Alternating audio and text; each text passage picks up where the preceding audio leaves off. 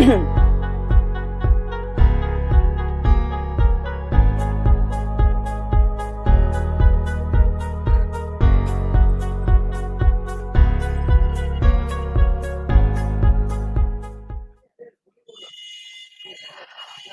everyone out there.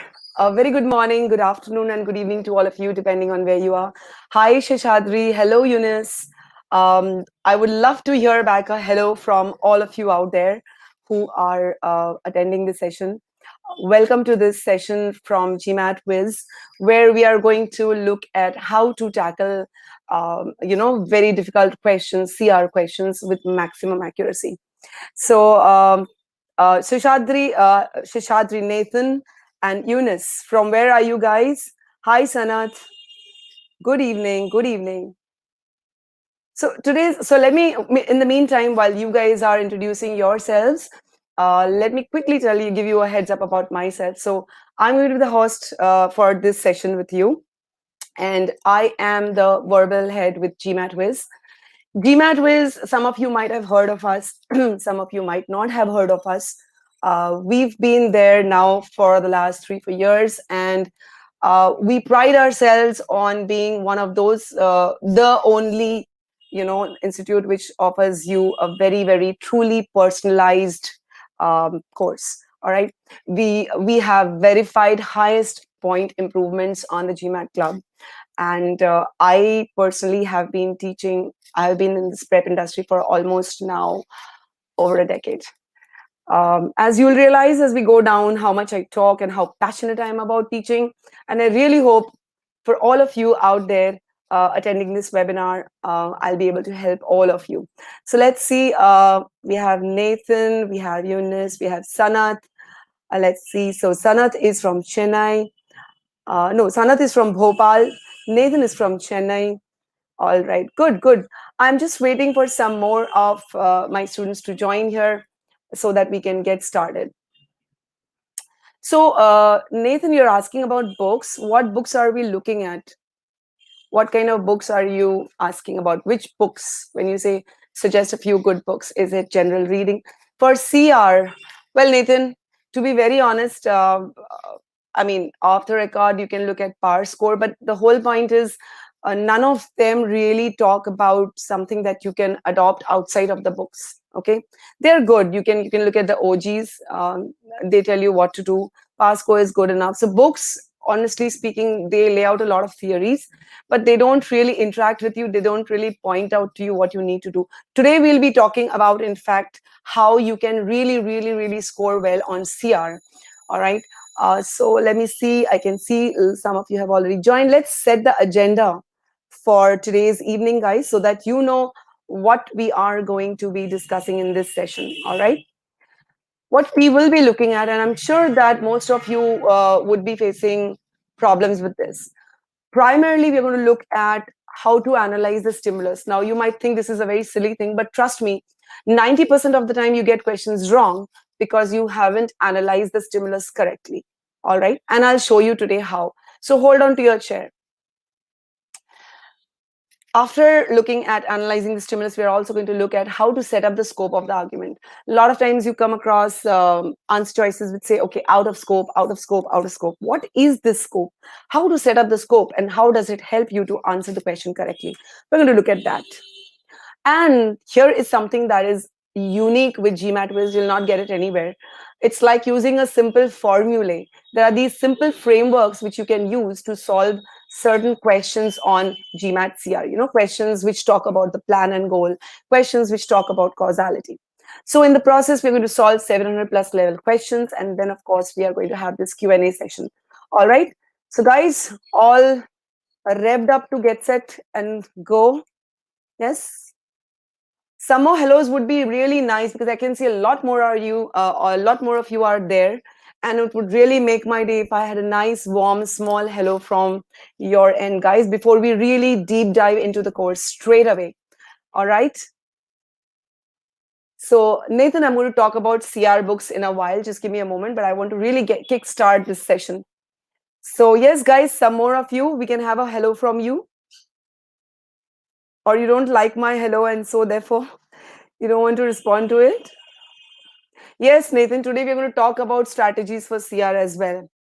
All right, so one of the first things that we're going to, hi Mudit, thank you for responding. Hi Hari, hi Ishdeep, very, very nice to see you. Hi Shivani, hello Yogesh, hi Shuyash. Some of your names seem to be familiar, and I don't know if I have interacted with you earlier also. Hi Ida, hi Pankaj, hi Prasanna. So nice. Thank you so much for responding to that call for help. I was like literally thinking, oh my God, nobody's even responding. Hi, Sumit. I'm going to start off straight away without more, setup. Hi, Srinivas, with a question. Okay. Now, so Ishdeep Singh says, I'm below 600 right now. Should I attend to? Ishdeep, yes. All the more reason why you should attempt, because I'm going to show you techniques which will help you solve all kinds of questions with equalities. Hi, Deepak. And whatever I'm saying today, I promise you, I'm going to deliver. Trust me. Okay. So let's get started, guys. I'm going to present you with a question. This question, I want you to attempt the way you normally attempt your questions now. Okay. Then I'm going to show you what you should do so as to be able to get that question correct. All right. So let's get going, guys. All of you. Now, there's one small request. Okay. Here's the thing. You solve the question, but do not post the answers straight away. Hi, Pranav. Okay. Don't post the answers. Once I tell you to post the answers, then you start posting, because we want everyone to have their own answers ready and not be biased with the comments. All right, guys. So let's get going. And I want you guys to, consider this question a warm up for the upcoming session. All right. So great. Let's get started. Let me just bring up the question. Here is the question. It's an official question, guys. And I'm going to give you 2.5 minutes to attempt this question. Again, as I said, do not post the answers until I tell you to do so. 1, 2, 3, and get started. I'm going to mute myself in the meantime.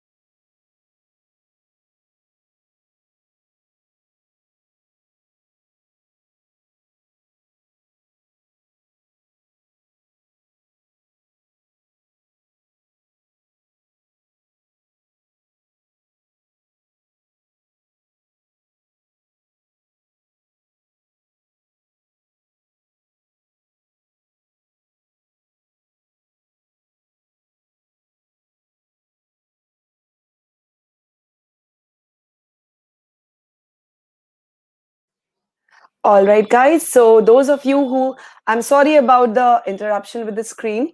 All right. So those of you who have just joined us, I hope you can see the screen now, guys. I don't know, Sumit, the others, is it visible to you? Is it visible to you, guys?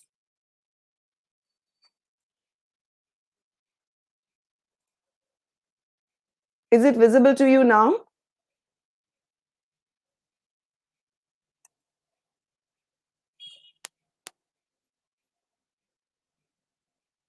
Can you guys see the screen?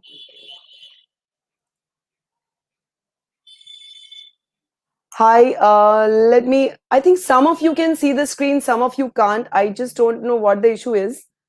Just give me a moment.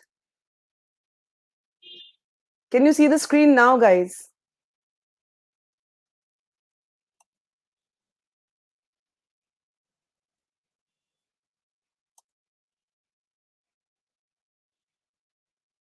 Can you see the screen now? No, you can't. Just give me a moment. Let me stop and then start the screen share once more. Just hold on, huh?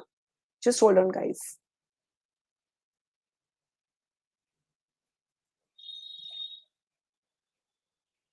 Mm.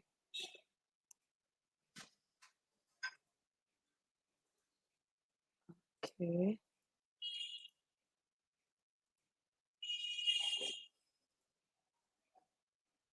Can you guys see the screen now? Can you guys see the screen now, guys? Some of you can see and some of you can't. So I guess it could be a network issue.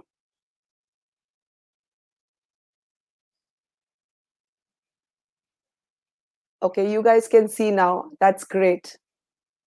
All right, wonderful. So I think because of the disturbance, I'll give you 1 more minute to quickly go through the question. All right. And then you can start posting your answers. So I'll tell you in a minute when to post your answers. All right. Just take a minute. So I'll tell you when to post your answers, guys.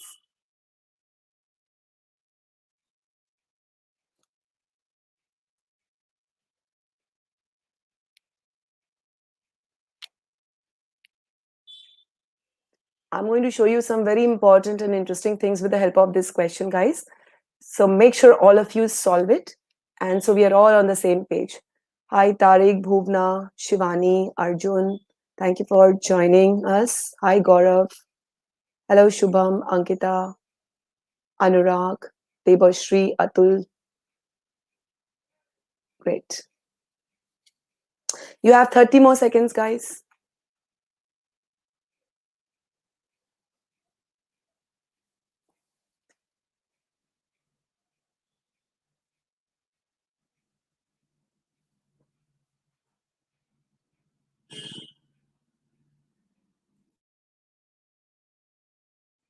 All right, you can start posting your answers now. Let me see what you have come up with, each of you. Let's get started, guys. What do you say? Let's get the ball rolling. So you can put in your answers now, and then we are on our way to discovering some amazing things. Okay. So let's see. I'm just going to call out some of the answers. If I'm not able to get all your answers in, guys, it's not intentional. It's just that, in view of the time constraint. So Anilesh says D, Tariq says B, Arjun says D, Ratanand says B, Sumit says D, Risal says D, Ankita D, Pankaj, okay, Rahul says D, Bhuvna B. All right, it's mostly between B and D. Guys, all the others, where are your answers?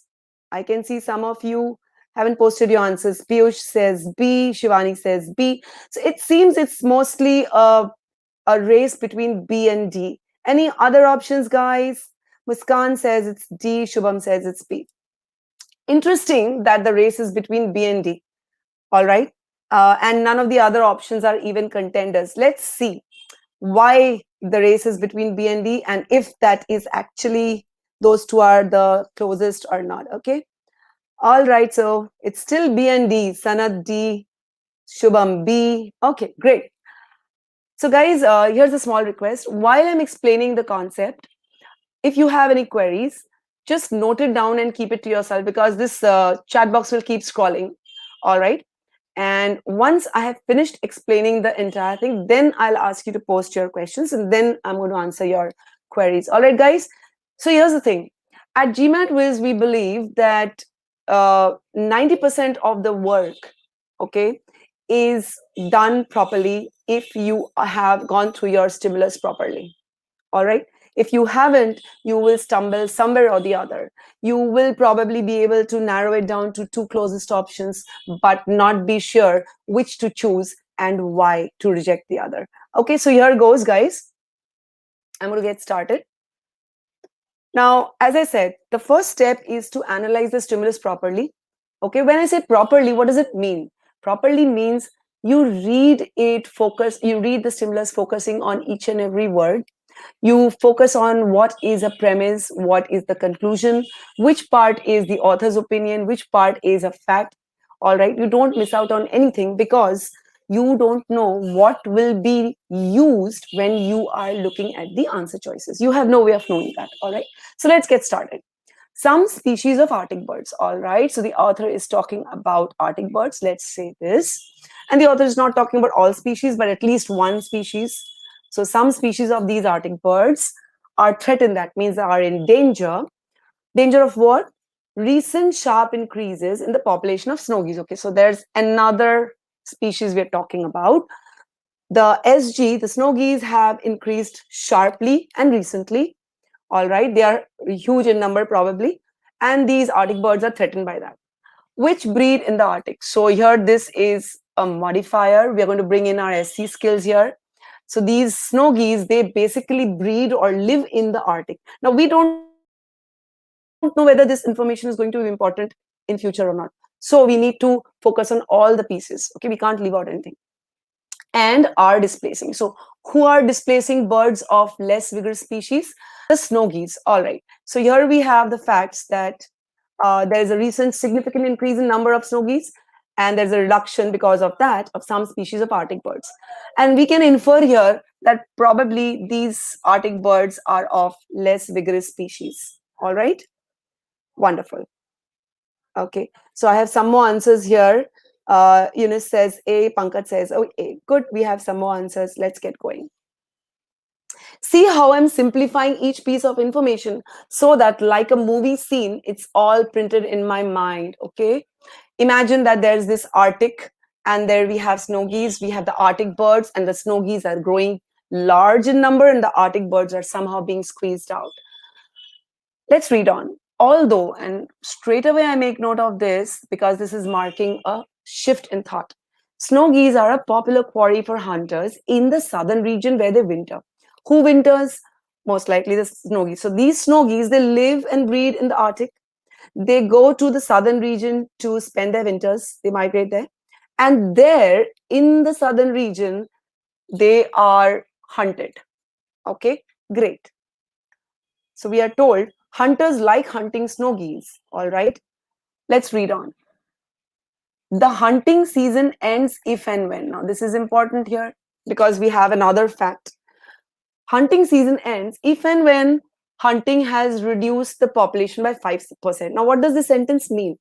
It means that in the southern region, when these snow geese go to winter, at that point, the hunters are allowed to hunt the snow geese.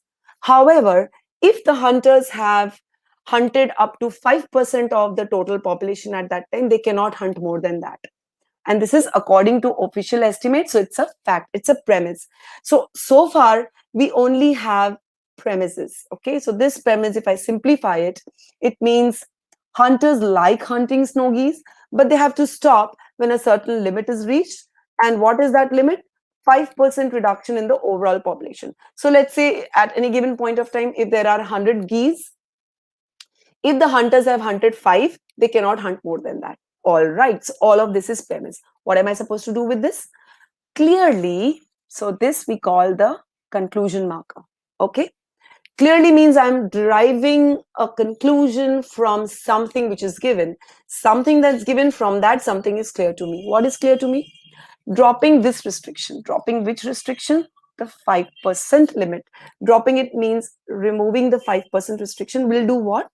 It is going to allow the other species to recover. Okay, so let me put it down in my own words. Now, this is very important, guys. Often we read the conclusion and we move on. We don't articulate. We don't wait a minute for the conclusion to register in our mind. You might think this is a very simple step, but it is a very, very important step. You're telling yourself, removing the restriction on hunting will reduce snow geese population. What does this really mean? Tell yourself. What it really means is, removing the restriction on hunting basically means if hunters were allowed to hunt more snow geese, right? Okay, then what will happen? Other species of Arctic birds would grow in numbers. Recover means would grow in numbers. So, in a way, we are saying if more hunting allowance is there, it would help hunters to hunt more snow geese. And if they hunt more, that will reduce the snow geese population by more than just 5%. Okay? So, this is how you process the conclusion, guys. You just don't read the conclusion and you move on. Okay? See how simple that was to decode this whole situation. Now we are going to talk about how to set the conclusion of this, how to set the scope of this conclusion so that, okay, so that you are able to eliminate the wrong answer choices even without pre-thinking. All right? Guys, how many of y'all actually did this kind of exercise with the conclusion? How many of you did intentionally decoded the conclusion? You don't have to note down anything, Anurag. This is just to show you guys. All this is going to go on in your mind. All this is going to go on in your mind. You're going to train yourself to do that. Okay? Yes, guys. How many of you all decoded the conclusion in this manner? Did you? Did you decode it? Ask yourself. If you did not, you have really left out a very important piece. Good, Shubham. If you did the mind mapping, that's exactly what we need to do here. Okay? So let's see how many of you actually decoded this information in your mind. You didn't, right? So this is step one, where you understand your stimulus in and out, word for word, every piece connected, every premise in its place. Okay, let's get going. Let's move ahead. Now I'm going to bring that conclusion forward. This is the pre-thinking stage, if you want to call it. So I already have my conclusion, and per the question, we need to undermine the argument. So we need to prove that the above will not happen. What will not happen then? What is the scope? Now, this is very important. The scope means my answer choice has to fall within this range. Any new information, since it's a weekend question, any new information that proves the removal of hunting limit will not help in reducing the snow geese population is going to be my range. Okay? Which means, in view of our understanding of the conclusion, hunters will not likely hunt more even if you allow them to hunt. And if they don't hunt more, it will not help us in the recovery of other species of Arctic birds.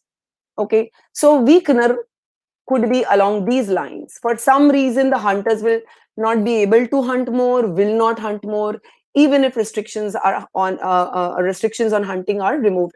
So, keeping this in mind,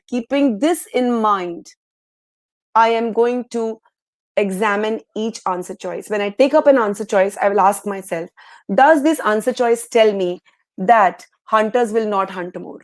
Does this choice tell me the hunters will not be able to hunt more? This is something it's like taking a candle and searching in every nook and corner. So guys, is the scope of the conclusion clear? Samarth, you can increase your speed by making sure that you read the stimulus correctly. Okay, you break the sentences at the right places to understand the intended meaning of the stimulus. Samarth, you have to, so remember Samarth, when you started learning how to drive the car, okay, at that point you must have been taking a lot of time to, kind of coordinate your driving functions. But now when you sit in a car and start driving, you don't even think about it. All right, so practicing the same process day in and day out is going to reduce your speed.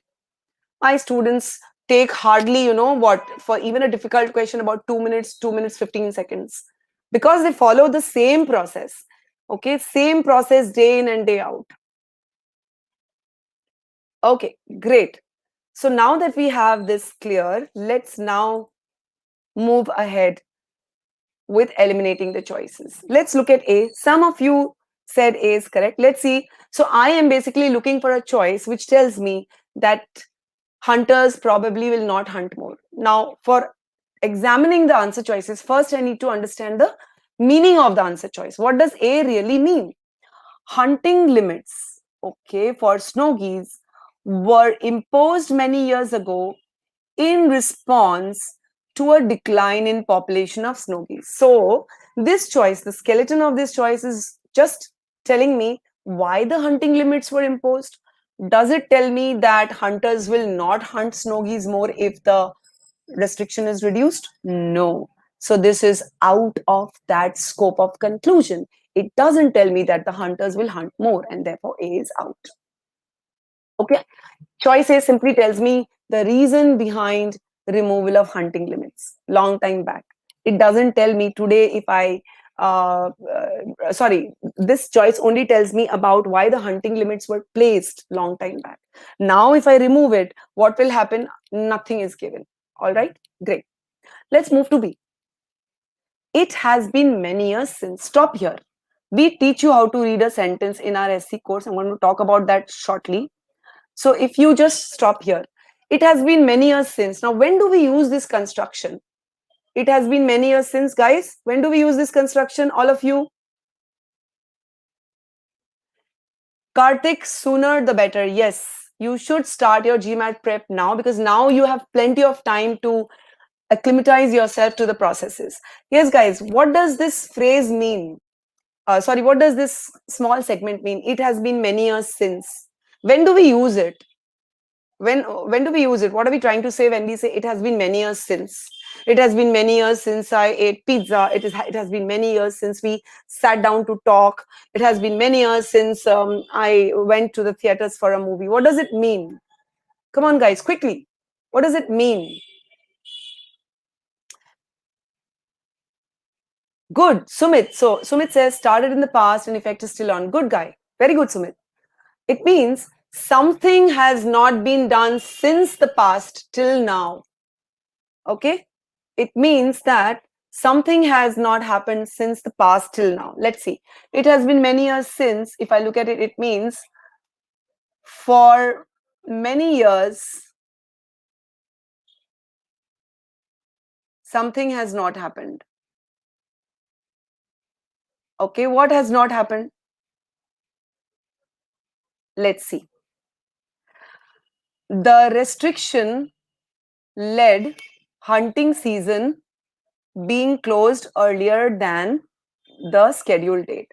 So we are basically saying for many years, okay, hunting season has not closed earlier. Now, quickly to my mind, what comes is, okay, they spoke about the hunting season ending if and when the hunting has reduced the population by 5%, which means for many years, hunting season has not been closed earlier. Why? Because the hunters have not even hunted 5%. If they had hunted 5%, then they could not hunt anymore and the hunting season would be closed. But for many years, hunting season has not been closed than the date set for the closure. That means if 31st December was the date when the hunting season should close, it never closed before 31st December. Why did it not close before that? Because the hunters still had to reach the 5% limit. So if you look at B, what it is really saying is hunters are not even hunting, okay, up to 5%. If they are not hunting up to 5% also, if I allow them to hunt more, how high are the chances they are going to hunt more? Not much, right? Not much, right? Absolutely a negative connotation, Prasanna. Absolutely, guys. See how important it is to get the nuances.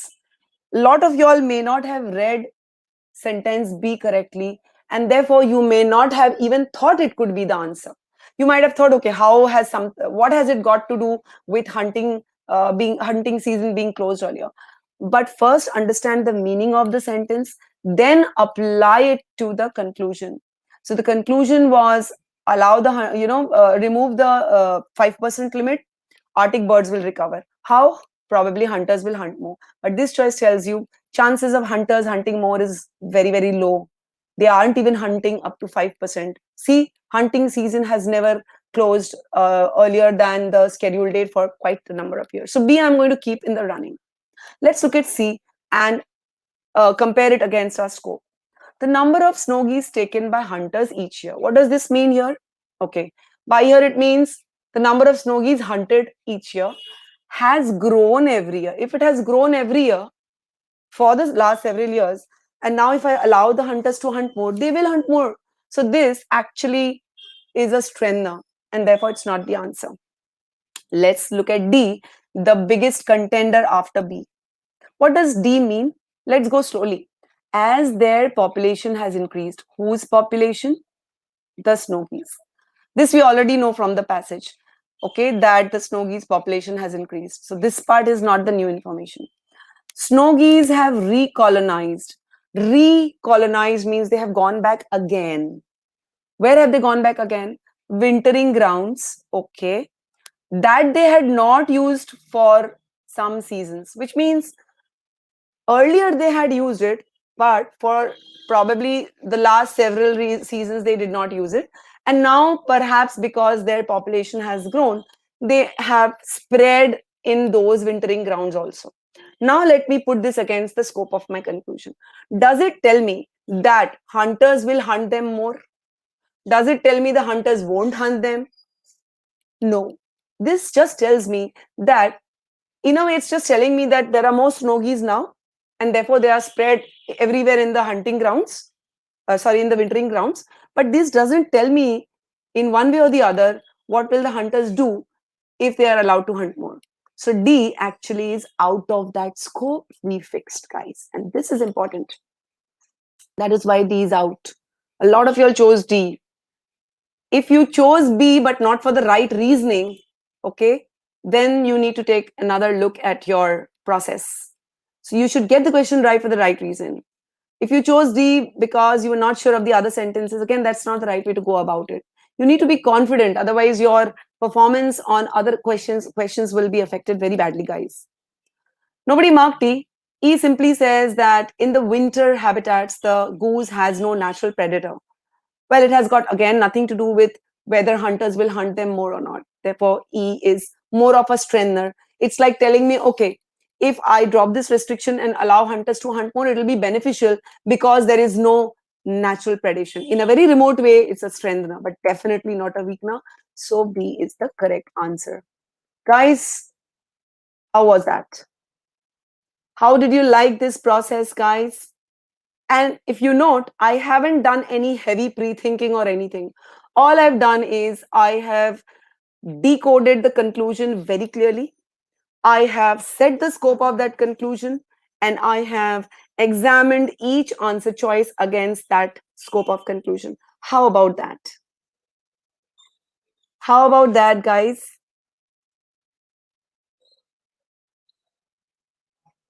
Yes? Let me hear your responses. Let me have your feedback.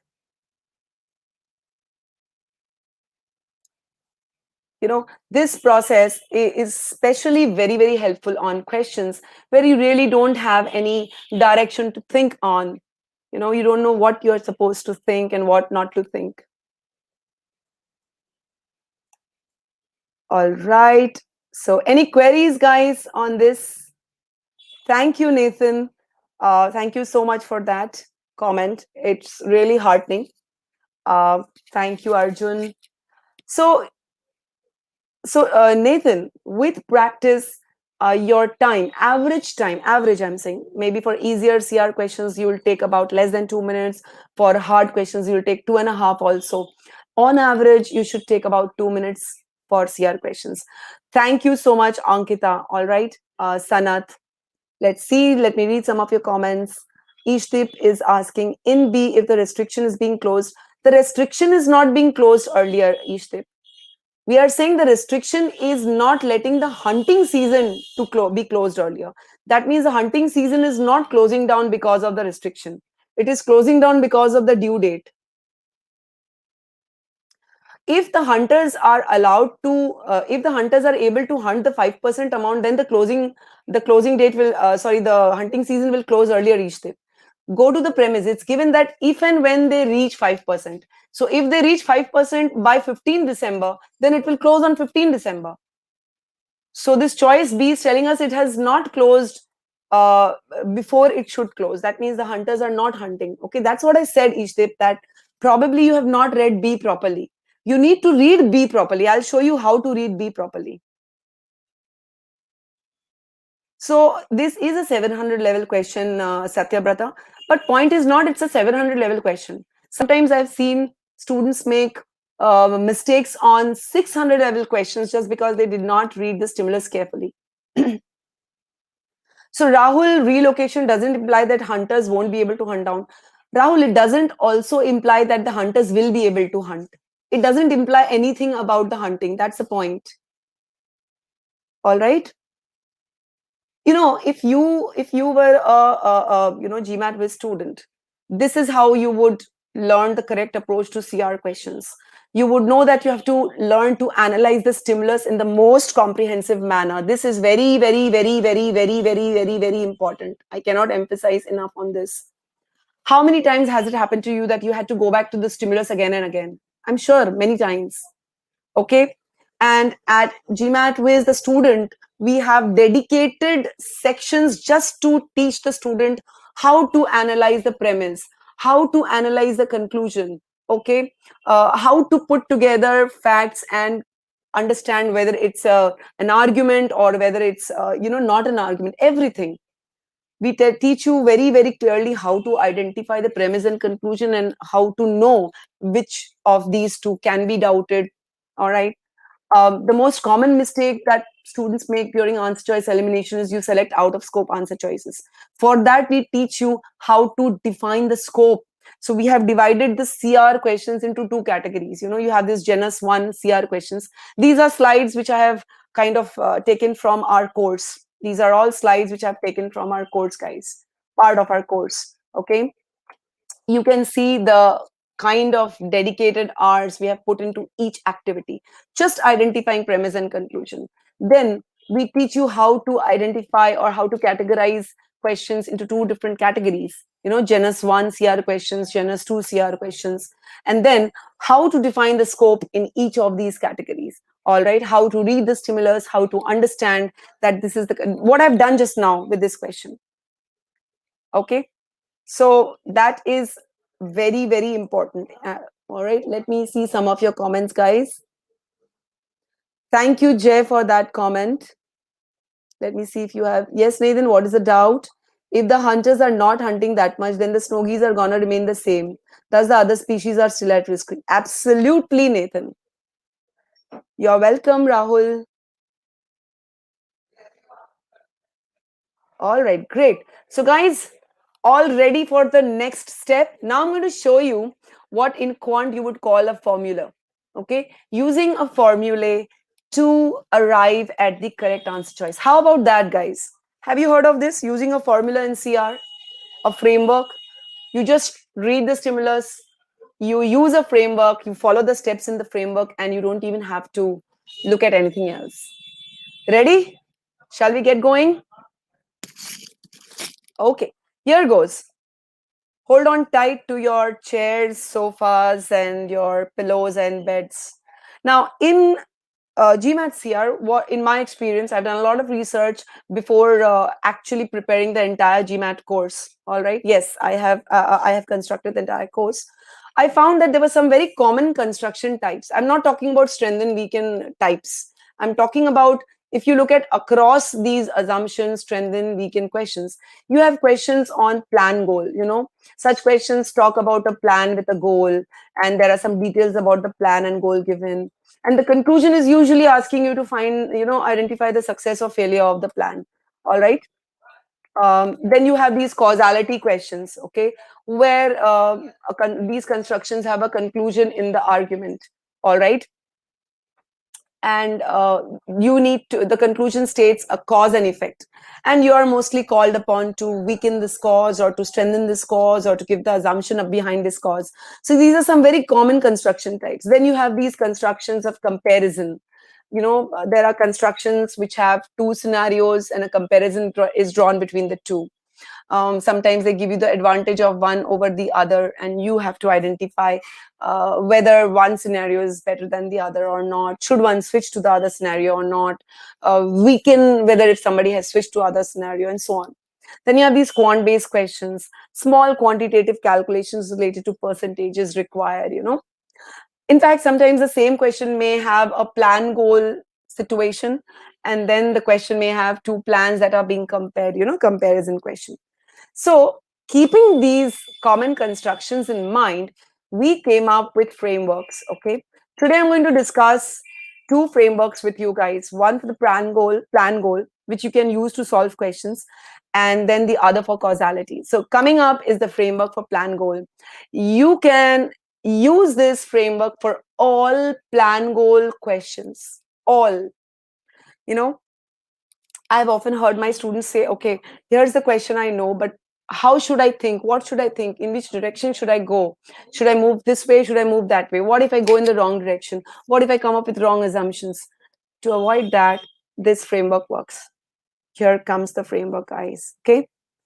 All right. So hold on to your chairs.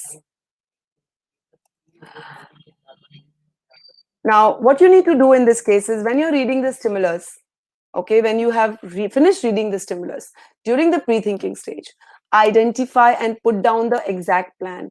See, remember, in the question that we just solved, what did I do? I decoded the plan exactly in my words, right? In very simple words. So I was very clear about the conclusion. So be very clear about what the plan is. Put it in your own words, in simple words, so that you have a very clear idea about it. Okay? Be precise while identifying the goal, guys. Okay, if you're not precise in identifying the goal, sometimes there are trick goals given there, like shadow goals. The real goal is lost if you don't read the stimulus carefully. Next is you follow 3 guidelines. What happened during the planning stage? Okay, what happened during the execution stage? So what happened during the planning stage means when the plan was being made, what could have gone on in the planner's mind. So this is the direction in which you think. Sometimes some detail is given about the plans, who's made the plan, how the plan was made, why the plan was made, and all that. So you can think along those lines when you think about what happened during the planning stage. Similarly, think about what happened or will happen during the execution stage. Will there be any adverse effects of the execution? Is there something that the author has not expected to take place but will take place during the execution stage? All right. What if while executing something else happens which the author did not plan for? Things like those.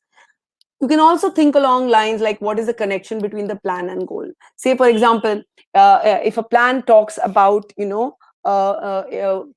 trying to increase profits, then what is the connection between increasing profits and the rest of the premise?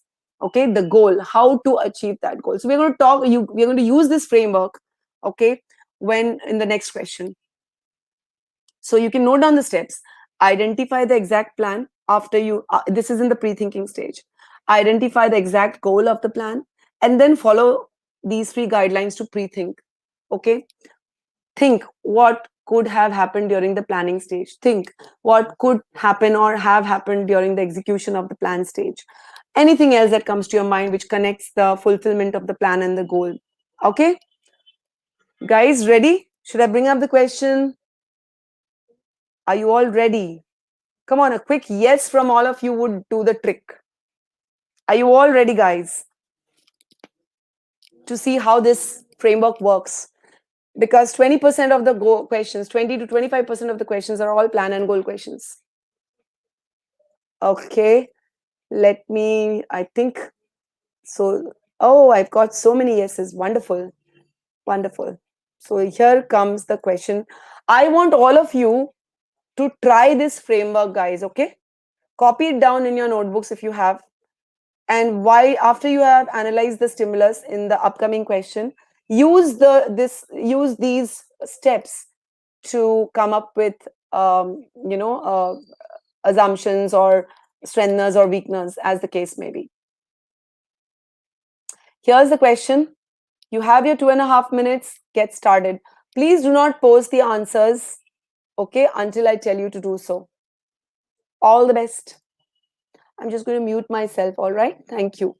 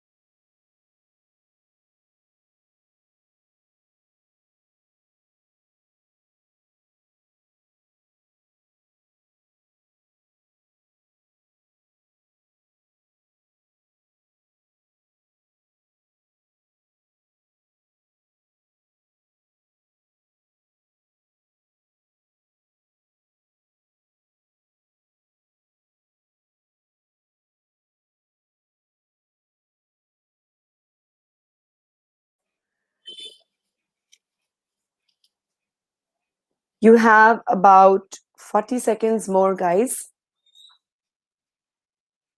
And then we are going to look at the framework in action. Don't put in the answers right now, Srinidhi. Let's wait for a bit. I'll tell you when to put in your answers.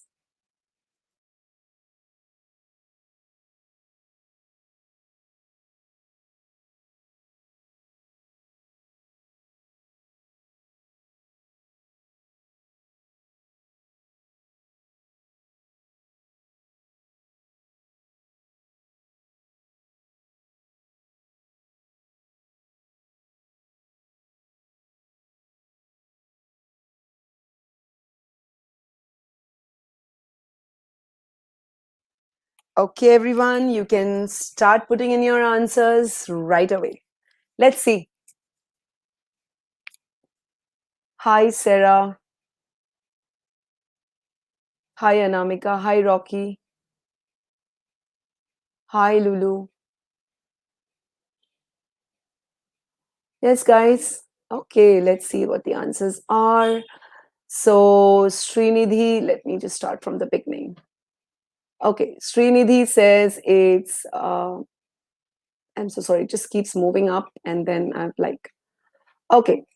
So, Srinidhi E, Sumit E, Jay B, Mykola B, Nathan E, Shubham B, Udipt B, Shivani B, Atul B, Srinidhi E. Pankaj D, Lulu B, Bhuvna B, Deboshri is E. Shubham says more inclined towards B, although E is in the running. Ida says B. Mayank says B. All right, guys, my question to each of you. Did the framework help? Bharat says B. Mudit says B. Did the framework help, guys?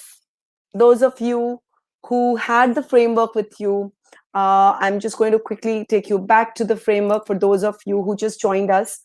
So this is the formulae for pre-thinking for a plan goal question, a question which contains a plan and goal.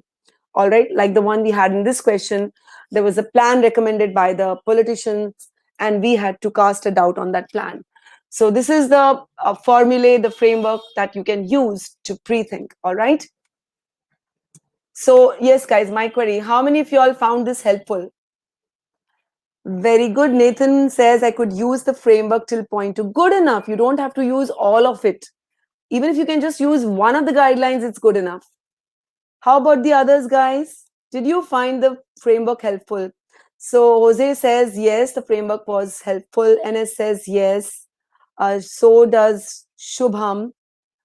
Okay, great. So it's nice to see that the framework was helpful, and we have many such. I have another framework like this to discuss with you for causality, and then there are many other frameworks that we teach you in our course. In fact, I'll do one thing. We have this trial version for our course, the free trial version, okay, and you can actually log on to this free trial version to check out some of the portions of our course. There's the link I have posted. So let me just, the link is there in the screen in front of you. Okay. Great. Shubham has given a very good feedback that it was now you easy to focus on just the gist of the para. Yes, that's exactly it.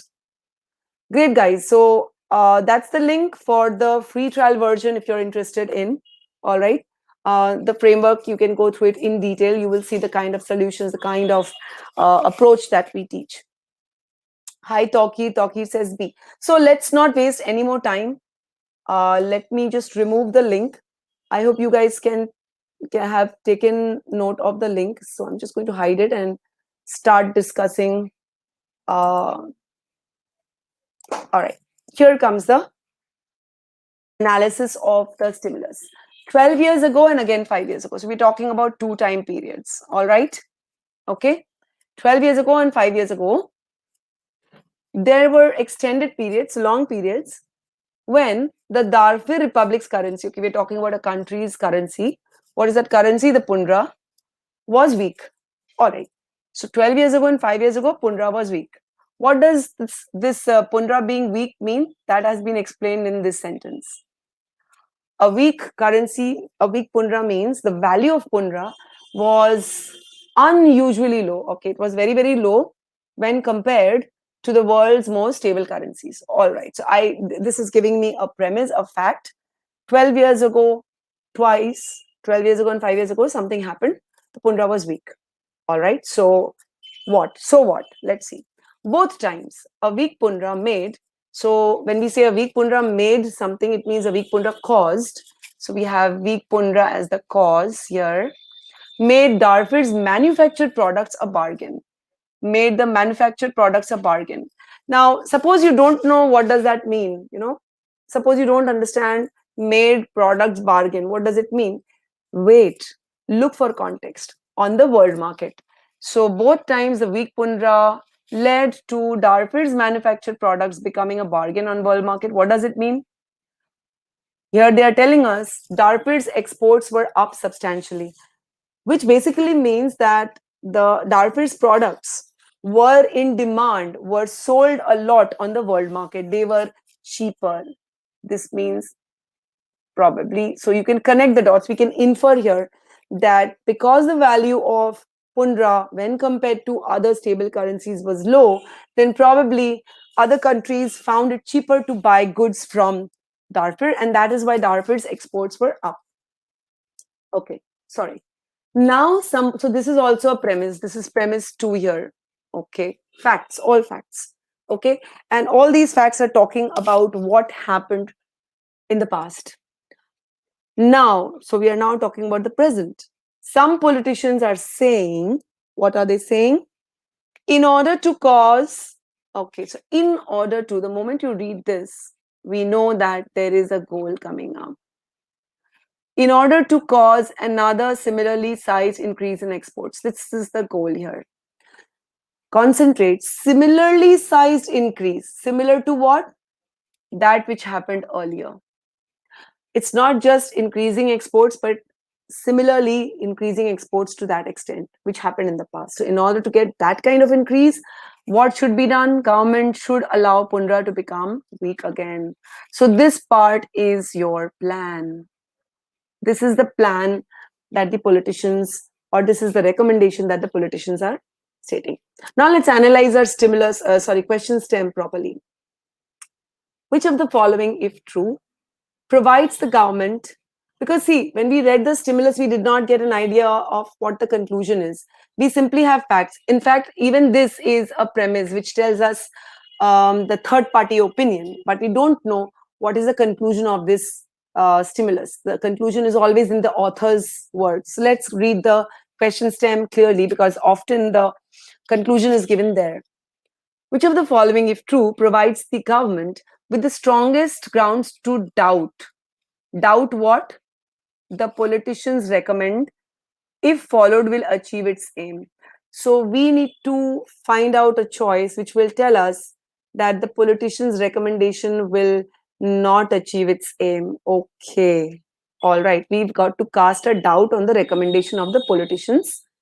We have to cast a doubt on the politician's recommendation. So what is the aim? To cause another similarly sized increase. What do we have to prove? That weakening the Pundra will not cause a similar size increase in exports. So that's our conclusion. In order to cause another similarly sized increase in exports, the government should allow the Pundra to become weak again. Twice in the history it has happened. So we have to weaken this. We have to weaken this.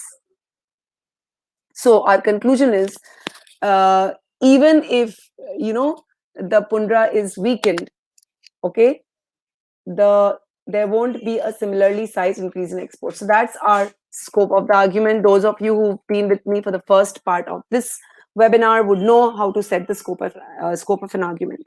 Any new piece of information that shows that weakening the Pundra will not cause another similarly sized increase in exports.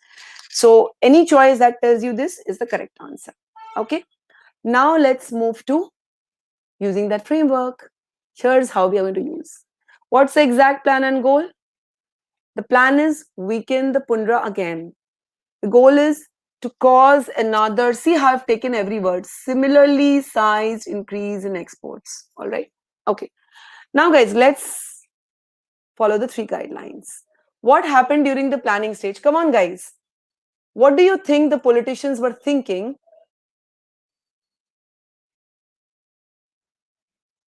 What do you think the politicians? Here's the question.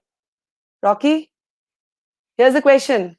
Everybody else, Shubham, Sanat, Bhuvna, Shivani, Jose, Nathan, Shubham, Mayank, Eunice, all of you, okay?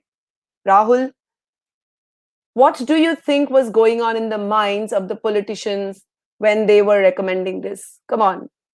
No, to increase the exports is basically the goal, okay?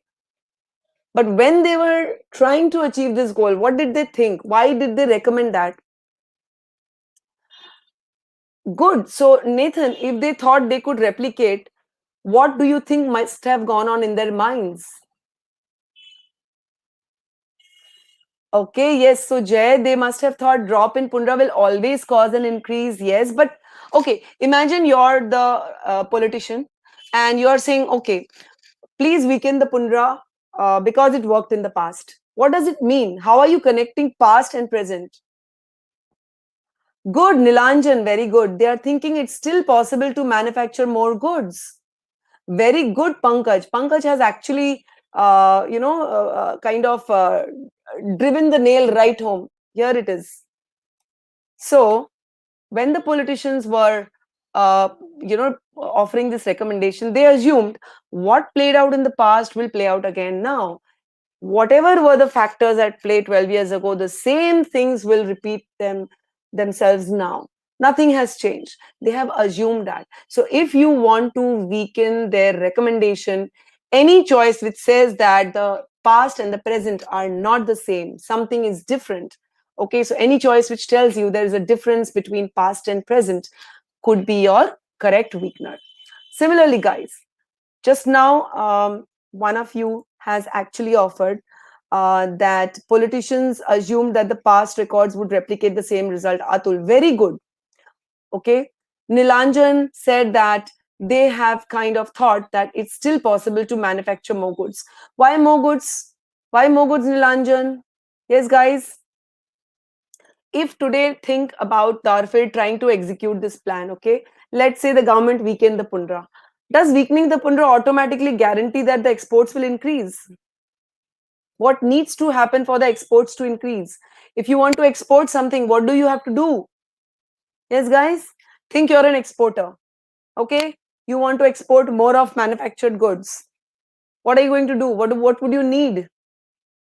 Eunice, the focus is not about increasing their economy. The focus is simply about increasing the exports to the similar extent as the past. The concept of the economy hasn't been brought in. Yes, Sanat, absolutely. Yes, Rocky. Yes, Nathan, we need the goods that we are going to export, right? There has to be surplus goods. Bhuvna, very good. Atul, increase production, perfect. So see how these frameworks can help you to come up with. Now you think, what if Darfur cannot produce enough to achieve a similar sized export? Maybe they can step up some production, but what if they cannot actually produce enough to increase the export to the desired level? So if there is any choice which shows that the manufacturing industry cannot step up its production, that would be the answer. Okay, see how easy it becomes to think in the right direction. What is the connection between the plan and goal? Now here we are talking about export, so definitely we are talking about buying and selling. You can export goods, your increase can only come about if there is a similar demand, right? In the past it was a bargain. In the past, the other currencies were stable. But what if today there is no demand for Darfur's exports? What if people don't like Darfur's products? It's like maybe the China products or something like that. Then will they be able to increase the exports? No. So if any choice tells you that the demand for Darfur exports has fallen, that also will help you choose a weakener. Yes, guys, great work. Thank you for all your. So Nathan is saying there is an inherent assumption that goods are being produced as always. So Nathan, that's the whole point. That is the assumption you have to weaken. That goods are not being produced as always. Everything is not the same. Very good. Srinidhi said there has to be demand. So see, you guys actually got all of this. Very good. And I would like to think that the guideline helped you. So wait till you see the other guideline on causality. That's also very, very interesting. It can also help you solve causality arguments in a jiffy. Okay, guys. So with this understanding, this pre-thinking, let's move to answer choice elimination. A, what does A say? Several of the politicians now recommending, okay, so several of the politicians who are now recommending that the Pundra be allowed to become weak made that same recommendation before. Okay, so all we are saying is that the politicians recommending now are the same ones. Okay, does it matter? Does it matter that the politicians who are making the recommendation are now the same as the ones who made it before? In fact, if that is so, it is actually a strengthener. Okay, I mean, I have written irrelevant, but it's more of a remote strengthener actually. It strengthens our belief in the politician's recommendation, I would say. So it's not the correct answer. None of you chose A actually. Let's look at B. I think a lot of you may not have understood the language of B. And again, this is where sentence correction skills, guys. In fact, in GMAT Wiz, a student first learns how to decode a single sentence, how to connect the different dots in the same sentence, and that skill is taken forward to the CR questions, where you learn how to read the sentence properly, not just in the stimulus, but in the answer choice as well. What is B really saying? After several decades of operating, so several decades means at least 20 plus years. One decade is 10 years, 2 decades at least would mean plural. So at least 20 years, which basically covers this time period, right? 12 years and 5 years ago. So after several decades of operating well below peak capacity is maximum. So 20 plus years, okay, Darfur was not producing maximum. All right. So after several decades of not producing maximum, Darfur manufacturing sector is now operating near peak levels. So now manufacturing industries producing maximum. If they're already producing maximum, then has little scope to increase the output, even if Pundra is made weak. They might be able to increase a little bit, maybe, but they may not be able to achieve a similarly sized increase in exports. So this will happen. This is right within our scope of the conclusion. Even if Pundra is made weak, exports may not see a similarly sized increase because Darfur may not be able to produce enough. And therefore, B is the correct answer. A lot of you got this right, and I hope you were able to arrive at this conclusion based on the framework. Let's see why E is incorrect, because a lot of you marked E and D as the correct answer. All right, we'll learn about the traps, and these traps are very, very important. Okay, so if you have any queries, just hold on to your queries, guys, for a moment. Let me finish the explanation. Hopefully, everything will be clear. Nobody marked C. Just some of you were saying that the politicians are interested in improving the economy. Not really. I mean, at least that cannot be inferred absolutely with 100% surety from the conclusion. They want to achieve an increase in exports. We all know, as common sense, as common knowledge, that by increasing exports, the country benefits economically. But let's not get into that, because that's not the concern of the argument. The concern of the argument is to weaken the recommendation of the politicians. Remember what I told you: exact goal, exact plan. So the goal is not to improve the economy. And this choice, therefore, is totally going in a different direction. It's saying the economy of a country which is experiencing a rise in exports. So we're talking about a country which is already going through an increase. Okay, that is not what Darfur's republic is really doing. At least the passage doesn't let us give us that kind of impression. All right. So this choice is saying the economy of a country will become healthier only if the country's currency is strong. This is not even talking about weakening the Pundra. This is nothing related to the Pundra. Okay. So this choice is totally out. The health of the country's economy is not currently what we are discussing. It's out of scope, guys. B, those countries whose manufactured products compete with Darfur. Okay. So we're talking about Darfur's competitors. Okay. Other exporters. Other exporters. Okay. We're talking about them. Okay. All currently have stable currencies. If all of them have stable currency, so in the past also, the world's most stable currencies had higher value compared to Pundra. All right. So today, if all the competitors of Darfur have a stable currency, then Darfur's products will become cheaper if Pundra is weakened, right? This option indicates that all competitor countries have stable currencies, which means that competing currencies are unlikely to compete.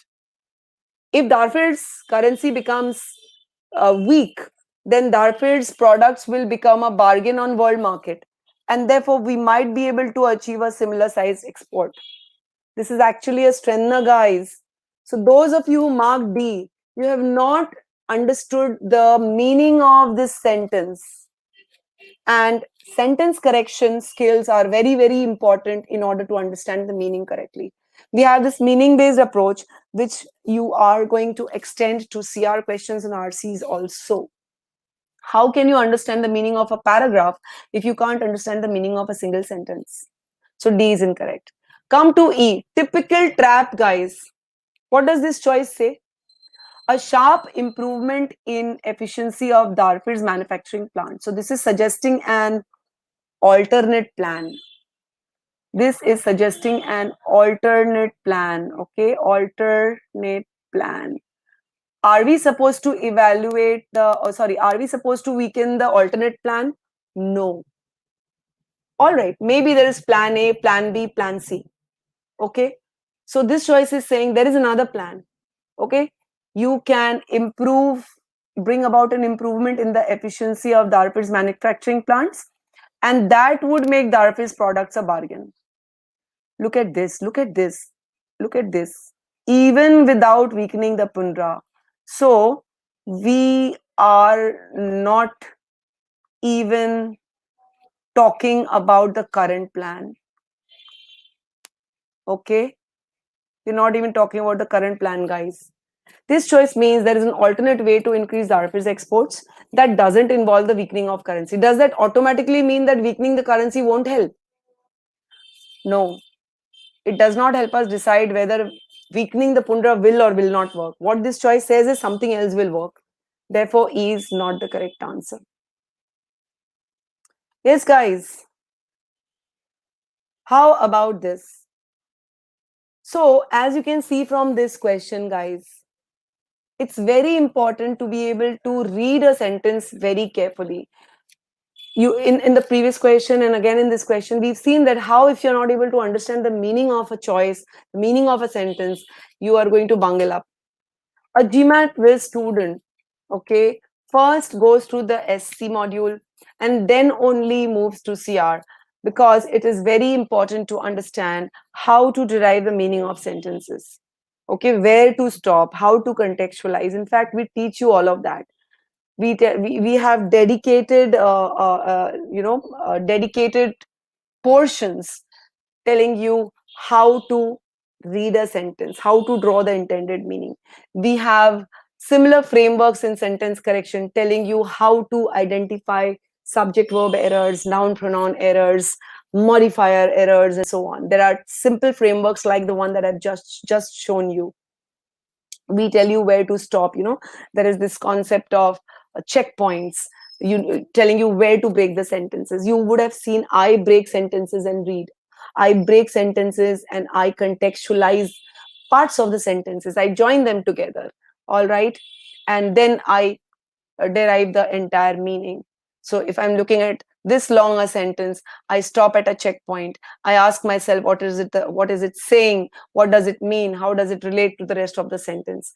Okay, so that is how I understand the intended meaning, and a GMAT Wiz student does this effortlessly by the time he or she reaches CR. Yes, guys, any comments from your end?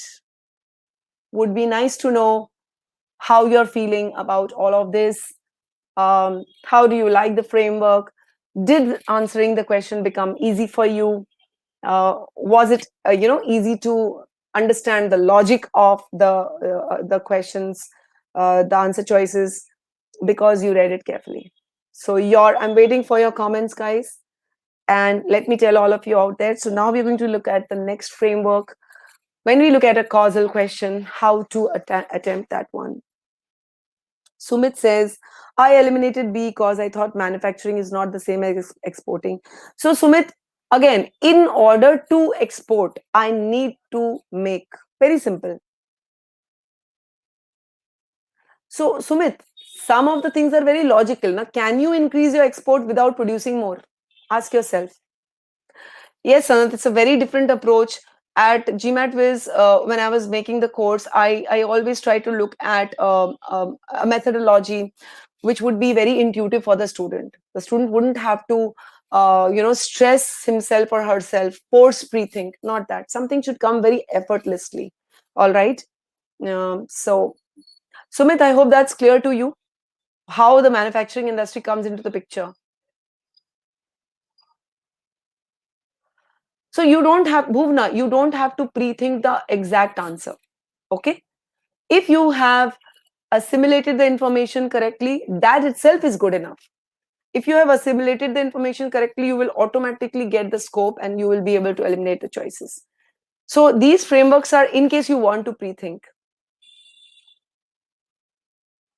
Aditya, what do you mean by can we see a choice summary? I didn't get your question. Can you be a bit more explicit? Aha, Pankaj says, I didn't notice the word doubt in that paragraph. That's why I selected the answer choice, which was trending. So, Pankaj, that's also a lesson for all of us. It's very, very important to focus on each and every word. All right? Bhuvna, don't worry. The framework is there to expand your thinking. You may not always, personally, if I am solving questions, I find myself not being able to pre think all the time in the given amount of time. That's okay. I decode my conclusion, I set the scope of the conclusion, and then I move forward to eliminate my answer choices. The framework helps, definitely. Oh, you wanted to see all the choices again. Okay. Aditya, let me try to give you all the choices in a single frame. Just give me a moment. We'll be quick about it because I want to start off with the next framework. So here's all the choices, Aditya. Quickly, all right?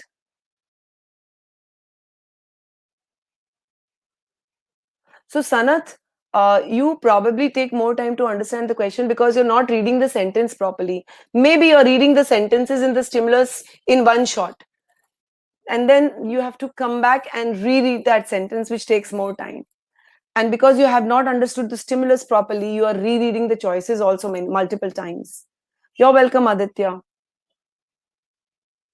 So, Sushant, what if Darfir had inventory? Yes, bring that into the pre-thinking. So, the weakener would be Darfir doesn't have an inventory. All right? Great, great. Sushant, that was good. So, you need to broaden your, you know, uh, ability to think. Let me not use the word pre-think. Let me just say the ability to think. Critical reasoning, verbal reasoning. It's therefore, there's a reason why the verbal reasoning section is not called English section. It's all about reasoning, all about a certain kind of thinking. Okay, so Aditya, I am going to go to the next question, the next framework. All right. Take a screenshot of this if you will, but I have to move on. We are running short on time. Thank you so much. Okay, guys. So the next framework that I'm going to show you is about causality. Causal questions. Now, what are causal questions? A causal question, let me show you this. I have already been through this with you. Okay. What is causality? In GMAT CR, you will see sometimes the stimulus contains a cause and effect relationship. That is, event A is the cause of event B. Okay. So, event B is the effect of the cause. Let's say if you look at this example, unusually low amount of rainfall this year caused or led to or resulted in low production of corn. If this is there in the conclusion, then it means event A, which is basically low amount of rainfall, caused event B, which is the effect of that cause, low production of corn. All right. And this is known as a cause effect relationship. So, causal argument is one in which such a cause and effect relationship is given in the conclusion, not anywhere else.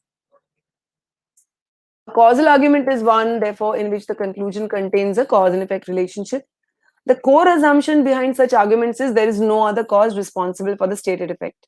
So, if you look at the previous line, this sentence, if it is a conclusion, it means there is no other reason behind the low production of corn. Okay, there is no other reason behind the low production of corn. So, every causal argument, the core assumption is there is no other cause. So, the framework here is you identify the causality. You say the cause is X, okay, and the effect is Y. Again, you have to be very precise about the cause and effect. Guideline one is the assumption is X must have happened before Y. If X is the cause, then X cannot happen after Y. All right. So here, sometimes what happens is if you're weakening an argument, you prove that X did not happen before Y. So when you are following guideline one, you're thinking no other relationship or correlation exists between X and Y. For example, there is no coincidence. The two events could not have happened because of a third cause. So therefore, X always has to have happened before Y. That's guideline 1. Guideline 2 is there is no alternate cause. That means nothing else caused that low production of corn, all right, except that low rainfall. This is another of the guidelines. Okay, if there were any other cause possible, then the author could not have arrived at the conclusion. And guideline 3, which is similar to guideline 1, is there is no reverse causality. That is, you are saying Y could not have caused X in any other way. All right. Now, all of the guidelines may not be applicable all the time, but guideline 2 is always applicable. Guideline 1 and 2 is always applicable. If you are talking about a causality, then cause must have happened before the effect, and there cannot be any other cause. Okay. Is the framework clear? We are going to use this framework in the upcoming question. Jay Mishra, is it clear? Causal arguments?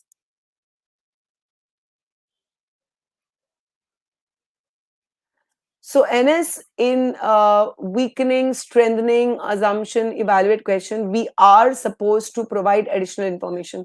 B is providing additional information. It is telling you that Darfur manufacturing industries do not have the capacity to produce more. This is not given anywhere in the stimulus. That N Datta. E is telling you, let's use some other method. Just because I tell you, okay, let's look at it this way. This is the concept of sufficient condition versus necessary condition. Okay, here's the thing. Listen to this carefully. Somebody tells you that, okay, you reduce, you can lose fat by reducing sugar intake. Okay, somebody tells you you can reduce fat by reducing sugar intake. All right, I am telling you, look, if you reduce your let's say if you reduce your okay, let me put it this different way. If you reduce, somebody tells you reduce sugar, you will lose weight. Okay, reduce sugar, you will lose weight. I am telling you reduce your fat intake, you will lose weight. Does that automatically mean sugar will not allow you to lose weight? So similarly, choice E is telling you improve the efficiency, you can increase exports. Does it mean I can't increase exports by weakening the Pundra? Not really. So it's a sufficient condition versus a necessary condition kind of situation. In fact, you can kind of, read up more on this necessary and sufficient conditions.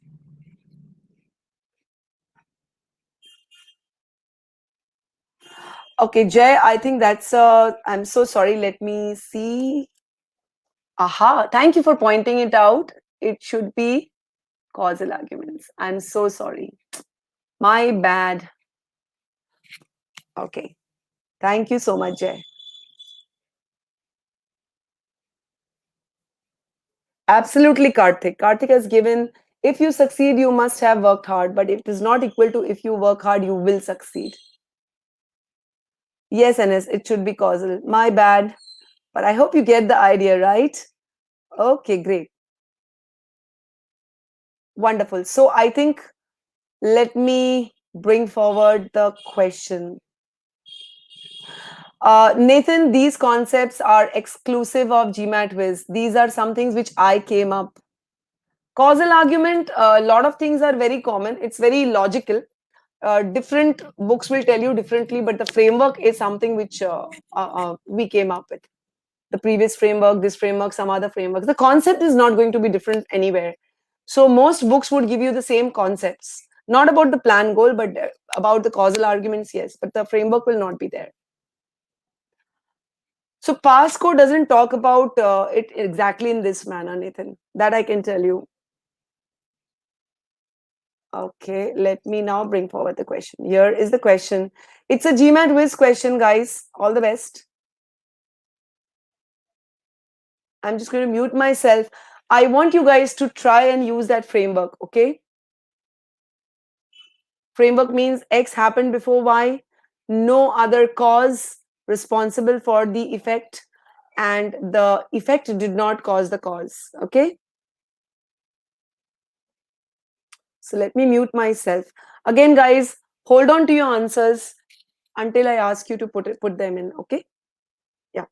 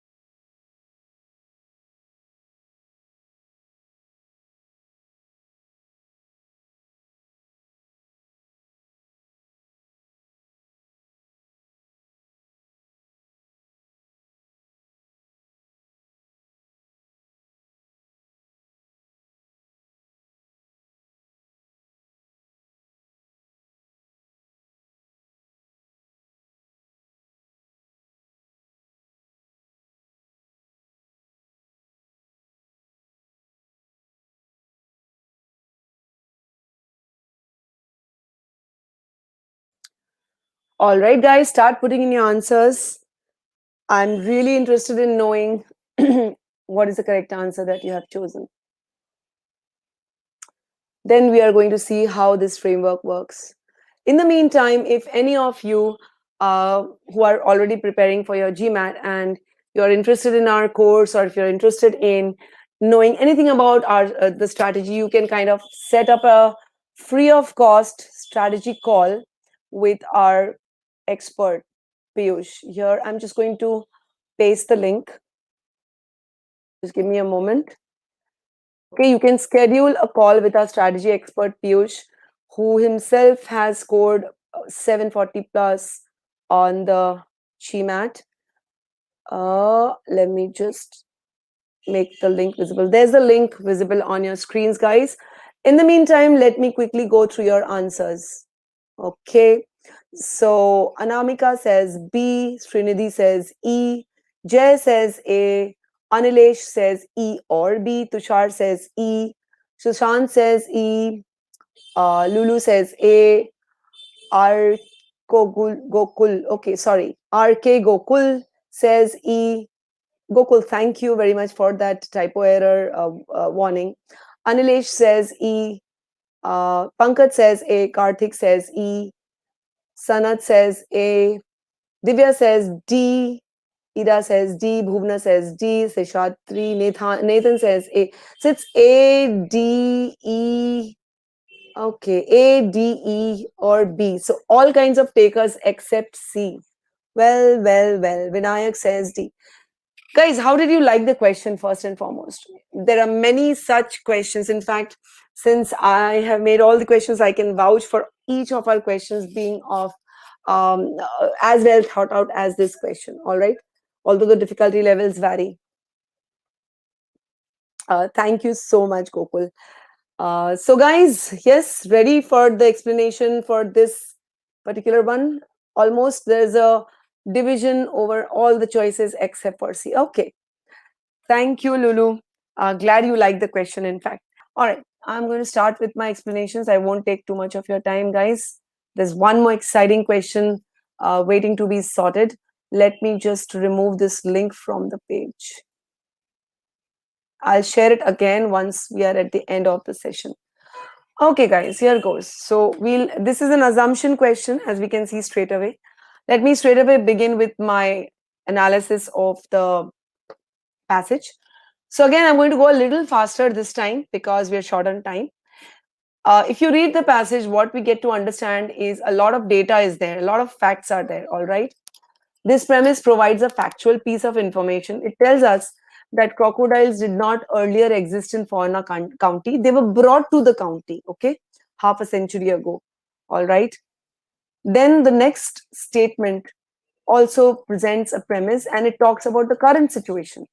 The current situation is the crocodiles are now found in huge numbers. They are preying, they are, hunting excessively.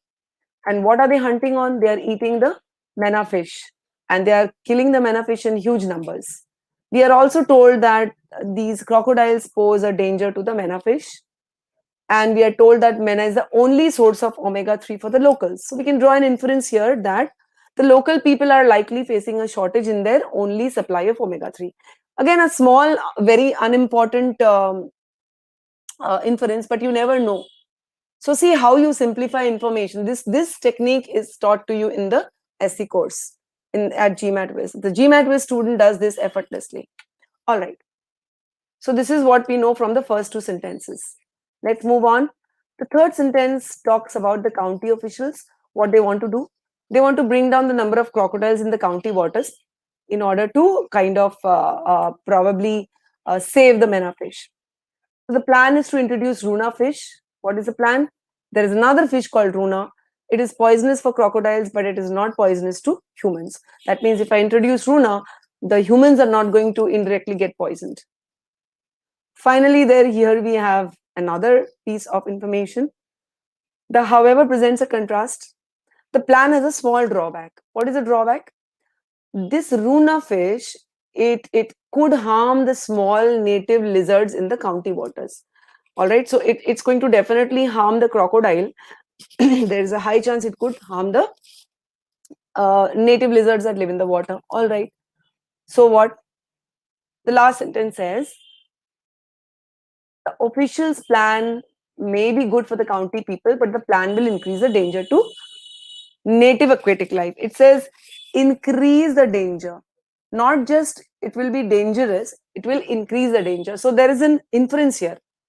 This plan definitely poses a danger to the native aquatic life, which means including the lizards. But the conclusion is actually saying the plan will increase the danger. We don't know how. Okay. So if you look at the conclusion, it contains one cause and two effects. One is good and the other is bad. The cause is the plan to introduce Runa. Effect one is good for the county people. Okay, because their omega-3 supply will no longer probably be threatened by the crocodiles. Effect two is the threat to native aquatic life, such as the lizards, will increase. My question to you is, what is the main intention of the author? You know, what does this paragraph really want to say? What does the author really want to say? Does the author want to say that the plan will be good for county people? Or does the author want to say the plan is going to increase the danger? Which part of the conclusion is actually the conclusion. The conclusion contains two portions, na? Effect 1 and effect 2. So which effect is the main conclusion? Because we have to identify the assumption behind the argument.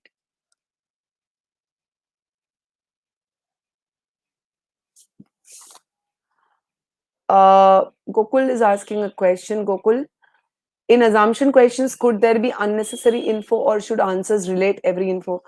Well, correct answer choice has to be a necessary piece of information. Okay, something that is necessary to the conclusion. Okay. So, Lulu, no safe alternative to the aquatic life. In what way are you talking about? Is that it? So, Aditya is saying increasing the danger is the actual conclusion. Bhuvna says second. Tushar says second effect. Anilesh says. So, Anilesh, the last line contains two effects. Which of the effect is the main conclusion? Tawkir says the threat. Go. Nathan says threat. Pooja says effect 2. Sehaj says effect 1. So Sehaj, effect 1 is not the main conclusion. If effect 1 was the main conclusion, the author will stop there. But the author goes on to talk about what will happen despite the plan having a good impact on the county people.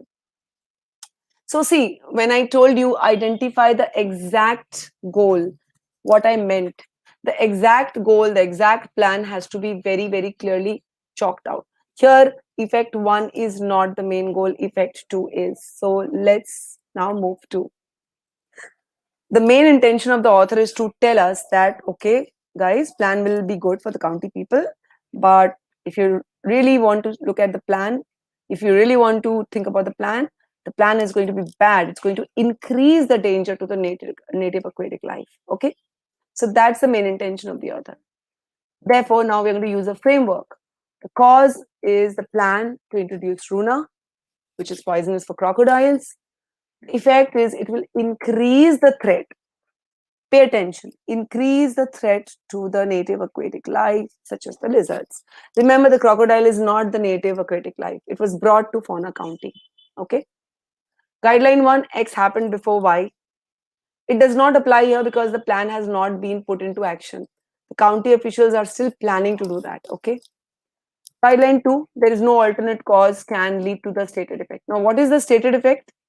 The stated effect is the plan will increase the threat to the native aquatic life. I'm simply going to rewrite this saying that there is no alternate cause.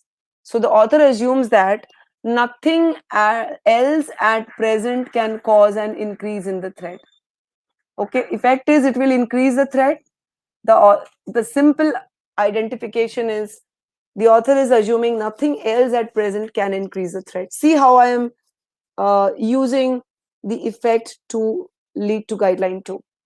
If I pre-think further, okay, the author is thinking that the MENA is not going to increase the threat to native aquatic life, okay, and we don't know whether the MENA is native or not. He's also assuming the crocodiles will not increase the threat to the native aquatic life, and so on. So what the author is assuming here is nothing else poses a bigger threat to the native aquatic life other than the introduction of the poisonous Runa fish. You know, what if the native aquatic life is currently facing a bigger threat than the one from Runa? What about that? What if the small lizards are also being preyed upon by the crocodiles? So we know that the crocodiles are eating MENA. We don't know whether the crocodiles are eating the lizards or not. What if the crocodile is also eating the lizard? If the crocodile is eating the lizard, then by killing the crocodile, actually the threat will be reduced and the conclusion will break down. So we are basically saying that the crocodile does not pose an increased threat to the native aquatic life, in other words. So if you can think up to that extent, good. Otherwise, this much you can straightforward think that nothing else poses a bigger threat. And when you're evaluating the answer choices, then you can think of this assumption.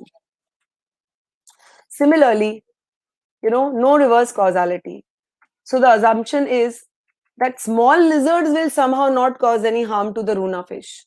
Okay? Small lizards, if they can harm the Runa fish, then also the conclusion will break down, because in that case, the threat to the lizards will not increase.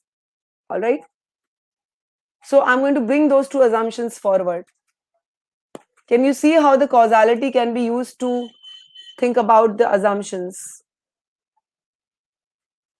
Nathan, always ask yourself, what is the main message of the author? Is the main message of the author that people will benefit? Or is the main message of the author that threat will increase? If the main message had been people will benefit, then the author would have stopped there. Why give you that but? Okay. All right. That is how. Yes, Divya. Okay. All right. So is this clear, guys? These two assumptions clear to you, all of you? A quick yes will do, and then we can proceed forward. So we use the two guidelines just to come up with the kind of answer I want. You may or may not get the exact answer. That's not the point. The point is you will get a hint of the kind of answer you need. So I need a kind of answer which tells me nothing else, not the crocodile, not the mena, not the runa are a bigger threat to the lizards. Okay, I need an answer which will tell me that the small lizards are not going to start harming the runa. Okay, great. Let's now look at the answer choices. Once again, we have to read the answer choices carefully to understand the meaning of the answer choice. Okay, some of you marked the correct answer as A. A says officials have not been able to come up with an alternative plan that will be completely safe for the native aquatic life. Now, remember, it's an assumption question. So, this has to be necessary for my conclusion to hold true. Ask yourself, does it have to be necessary that officials did not have an alternative plan? Maybe they had an alternative plan, but they did not put it into action. Maybe they had an alternative plan which was completely safe, but it was very costly. So it is not necessary that they did not have an alternative plan. If you negate this, that the officials, if you negate this, the officials have been able to come up with an alternative plan. Does it tell you that the conclusion will break apart? Sorry, let me do it properly.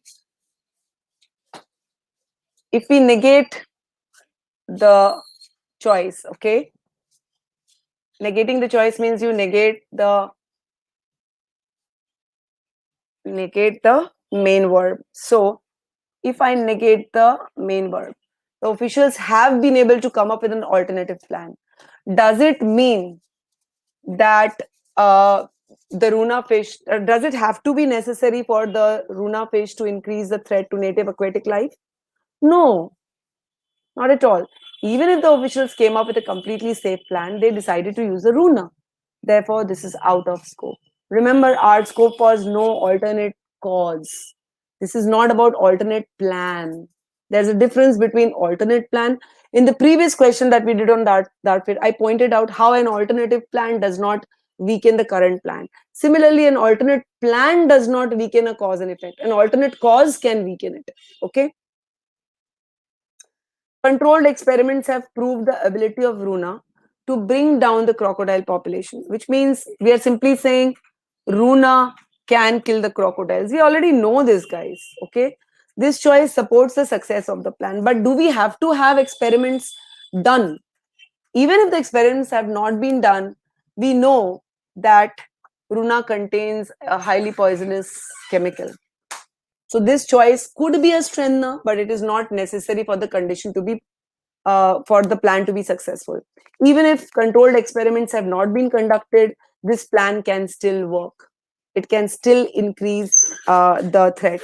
So this is a very, very important takeaway. A strengthener is not an assumption, guys. Okay, and often on assumption questions, strengtheners are given to trick you. B, lot of you marked B. Again, even if no controlled experiments were conducted, then also the Runa could pose to be an increased threat? B is not the answer. Most of you marked B, guys. C. The Runa fish often prey on the eggs of small lizards. Well, again, per the passage, Runa can cause harm, right? We already know that. This choice tells us what, it just tells us in what way that harm might be caused. So this is not really new piece of information, okay? This is a kind of what we call the distortion and half truth trap, okay? So since we already know there is a possibility Runa will harm the small native lizard, this is talking about how that possibility might be materialized, but how it will increase the threat, okay, that is not given to us. So C is out. D. The crocodiles currently do not face the threat of predation from any animals. Now, this choice, some of you have chosen this. What we are really saying is crocodiles don't have predators in Fauna County. Now, are we talking about predators on land or are we talking about predators in water? We don't know. Let's try to negate this choice because this looks pretty attractive. It talks about crocodiles, it talks about predation. Okay.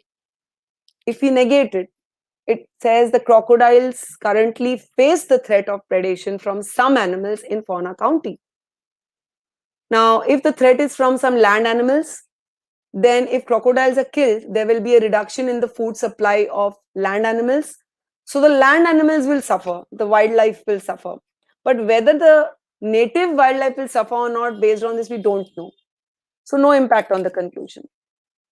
If the predators are aquatic animals and you are killing crocodiles, then you are reducing the food supply of the predators in the aquatic animals.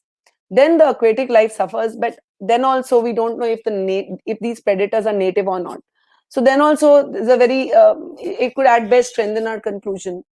So this is out of scope again. I would say it has a very ambiguous impact. Therefore, D is out. All right. Let me repeat again that by killing the crocodile, we might be, posing a threat to the native aquatic life if there are native predators, but we don't know that. So this choice does not really break our conclusion. Okay. And therefore, it's not the correct choice. The correct choice is E. Some of you did get this right. For the native lizard populations, excessive predation by crocodiles is not the threat, because if crocodiles are the threat, then by killing the crocodiles, the threat will not be increased. So we are ruling out the possibility that crocodiles are the significant threat. So E is the correct answer. Clear, guys? How about that? So Aditya, there is an inference you can make.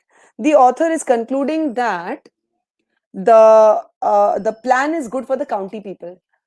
If the plan is good for the county people, then we can infer that Runa is not going to poison the Mena. Because if Runa would poison the Mena, then that plan cannot be good for the county people. So we can infer from the conclusion that Mena is probably not going to be harmed by Runa. Is that clear? Aditya, is that clear? I hope that's clear. So Lulu, again, as I said earlier also, the trick lies in understanding the stimulus, decoding the stimulus, understanding the intended meaning, connecting the dots, and all of this we teach you. Great, guys. All ready for the next question? The last of the session. Quickly, yes? So I hope you liked the frameworks, guys. All right, here comes the question. Here it is. It's a very interesting question, guys. And again, here there is a very, very interesting takeaway. Something that we often, a trap that we often fall for. You have 2.5 minutes. Do not put in your answers till I tell you to do that, okay?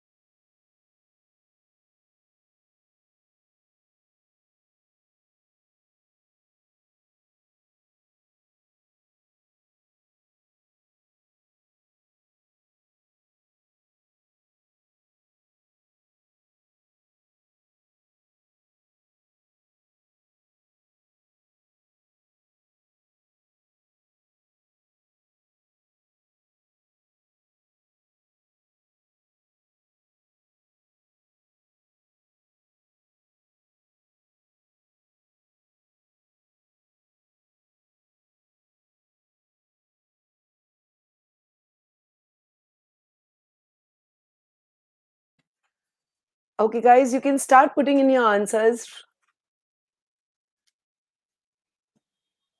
You can start putting in your answers, guys. So, Sriram, yes, the word increase does have a significance there. They're not just talking about posing a threat to the native aquatic life, they're talking about increasing that threat, and that's significant. So, guys, we hope that you like this session and you can express your likes with likes so that we understand that you like, and any feedback that you have to improve sessions like this would be welcome. Let's look at some of your answers. Okay, let me just go back. Okay. Aditya says C, Sushant C, Anilesh A, Jay D or A, Bhuvna C, Vihan A, Lulu A, Sahaj A. Then we have another answer with C. I don't know how to read. That's a different language. Prasanna says A. Srinidhi C. Satyabrata C. Anup A. A, C mostly. Okay, let's see. A, C. All right. So I'm straight away going to go into the analysis. Again, as I said, I'm sure all of you are waiting to go to your dinner tables. So let me begin straight away. Just give me a moment. Okay. Here it is. So a proposed change to federal income tax laws. Okay, there is a change that is being proposed to tax laws, income tax laws. And this change would eliminate deduction from taxable income. What does this mean? We're talking about, per a new proposal, there are changes to be made to federal income tax laws. I have just decoded this, all right, because we are short on time, but reading style is very, very important, and that you can learn if you were a student at GMAT Wiz, how to decode this information. So per a new proposal, there are changes to be made to federal income tax laws.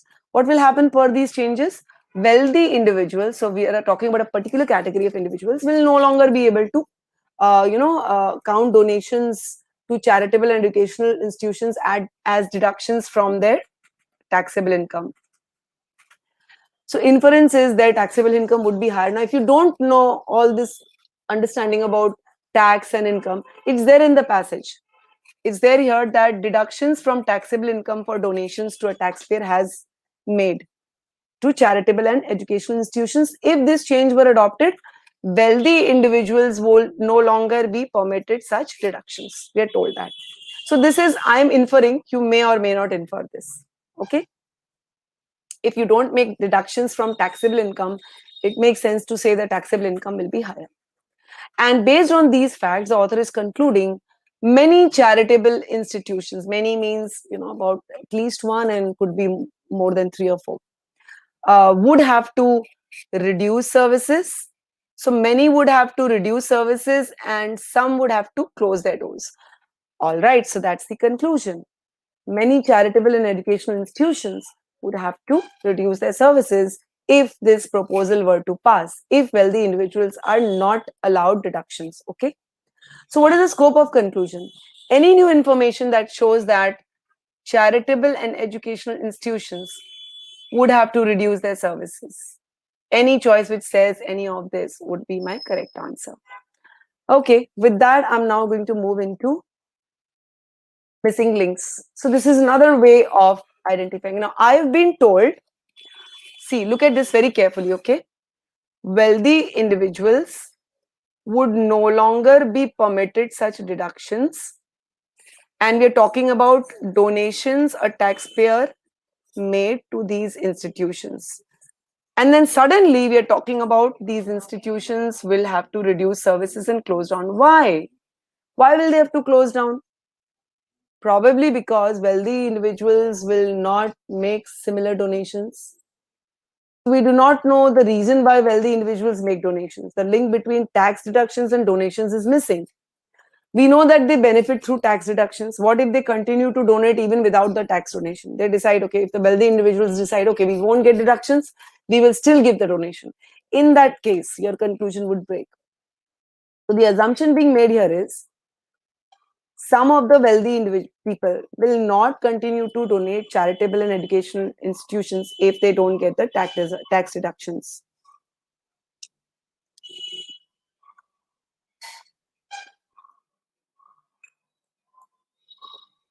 Okay, this clear, guys? The assumption made is some, not all. So remember, an assumption has to be a necessary condition. If I say all the wealthy people, it is not necessary that all the wealthy people stop donations. Even if some of the wealthy people stop donations, then some of the institutions will have to reduce their services.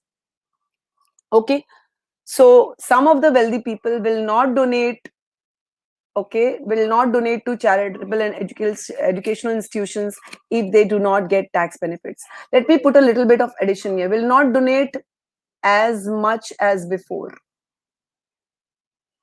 Okay, they may choose not to donate at all, they may choose to reduce the donations, but at least they would reduce the donations. All right, then only the link between wealthy individuals not getting the deduction and charitable institutions reducing their services is bridged. Okay, so we can also assume that, just give me a minute, guys, I'll just have a sip of water, please.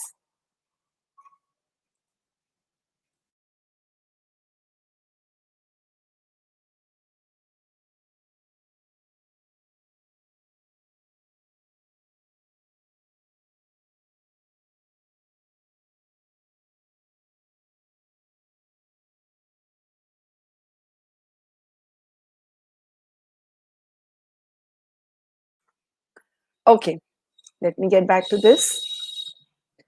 So we are also assuming that there are no other benefits other than the tax deduction which will persuade at least some wealthy people to donate the same way to the other institutions. Now, a lot of you chose C, a lot of you chose A. Okay, let's see. Let's move ahead, and a lot of you also chose D. So let's see which of these is correct. All right. Money contributed, sorry guys, money contributed by individuals who make their donations. Now, we are talking about individuals who make their donation because of provision in the federal tax law. Does this include wealthy people? We don't know. So, this is actually talking about a totally different category, guys. All right. We're talking about money contributed by individuals provides the only source of funding. Now, there are two ways to look at this choice. Number one, we're not talking about wealthy individuals here. All right. So, we cannot link this to the answer choice. I think a lot of you did not notice that. Even if we assume that these individuals are wealthy individuals, do they have to be the only source of funding? Ask yourself that. In fact, let me show you something, guys. Let me show you something. Hold on a sec. Let me just proceed further and show you something. Okay, this is prepared for answer choice D, but consider this to be for A also. All right. If, let's negate this choice, let's say that wealthy individuals or individuals are not the only source of funding. Okay. So the original answer choice in A is saying that wealthy, individuals are the only source of funding. Choice D says wealthy individuals are the only source of funding. Okay, let's take both these choices A and D and negate it, that wealthy individuals or individuals are not the only source of funding. Say institution X receives funding from two sources: wealthy individuals, or as A says, individuals who donate only because of taxation, and other individuals, they also donate. Now, let's say if wealthy individuals stop donating or reduce the donation, what happens to X? Money is reducing, right? If they stop the donation, all $10,000 gone. If they reduce the donation, then also a reduction takes place. Okay, so the X will still have to reduce services, and therefore the conclusion stays. So choice D and choice A, even if you negate them, even if you assume that individuals in A includes wealthy individuals, they don't have to be the only source of funding. So this is not a necessary condition, guys. A is not a necessary condition.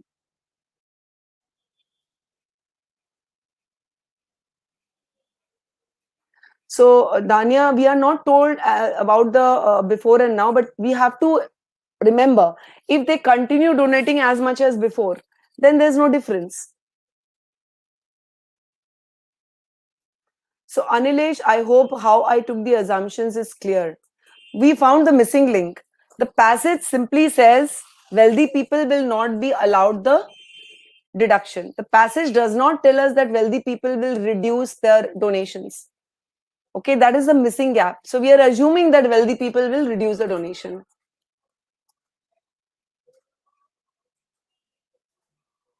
Okay, great. So guys, can you see how A is wrong? Because this is also for choice A. Similar deduction for choice A. Similar elimination for A. Okay. A is talking about individuals are the only source of funding. This choice says wealthy individuals are the only source of funding. So let me ask myself, okay, do they have to be the only source of funding? No. Even if they are not the only source of funding, money will still reduce. Educational institutions would still have to reduce services. All right, guys, is this clear? Guys, I want you to give me a yes to understand whether this is clear to you or not, so that we are all on the same page.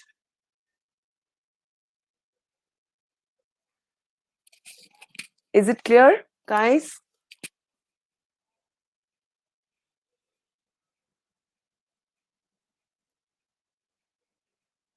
So you can see here, the takeaway is don't be misled by certain words. Okay, focus on the meaning, focus on the understanding of the stimulus. A very small piece of information was missing. Wealthy people denied deduction, closing down of institutions. Not mentioned, wealthy people will not give donation. As simple as that. Okay. So let's go back to the other choices, guys. Yeah, here we are. So A is incorrect and so is D. It's not a necessary condition. If you look at B, primary reason for adopting the proposed change, does it have to be the primary reason? Even if it is the secondary reason or the tertiary reason, the conclusion might still work. So B is out.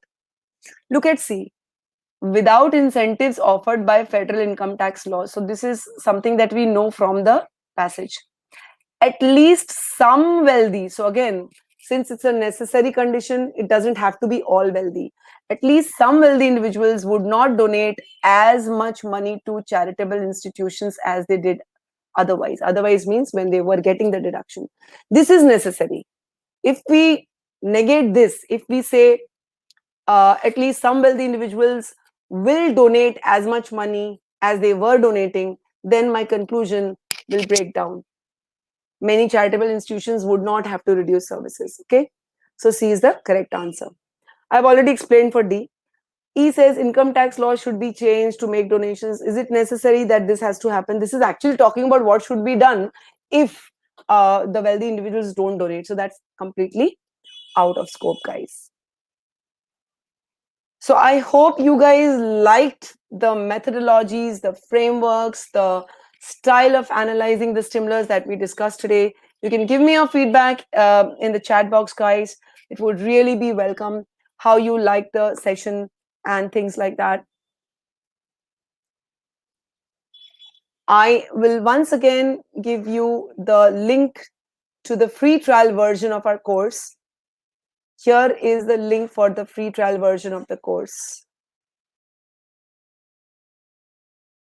And if any of you are interested in setting up a free strategy call with a free call on Calendly with our strategy expert Piyush, you are free to do so. I'm going to post the link for that as well. Just give me a moment.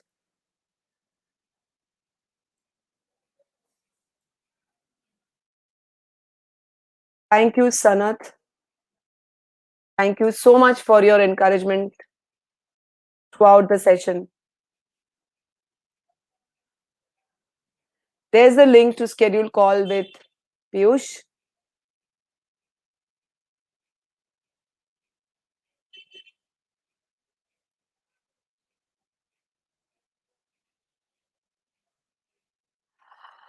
Jay, you're welcome. That you enjoyed the session and you stayed with us throughout. That was really, really. In fact, I enjoyed myself interacting with all of you. Thank you, Nathan. You're always an encouragement. I hope, guys, you were able to see what difference the right approach can make. The right approach to SC can make a huge difference to the right approach to CR. The right approach to SC and CR will make a great difference to the right approach to RC. And it is the approach which sets you apart. Thank you, Sarah. Thank you, Nathan. Thank you, Jay, so much. So, guys, any other queries you have related to CR or verbal in general? I would be glad to answer. I'm there for another couple of minutes.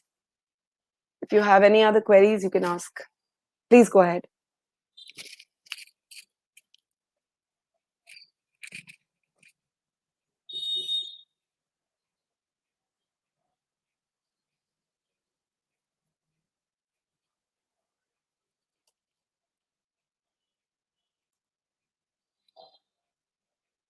Yes, guys, any other queries?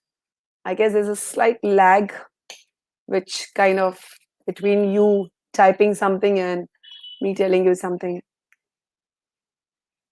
All right.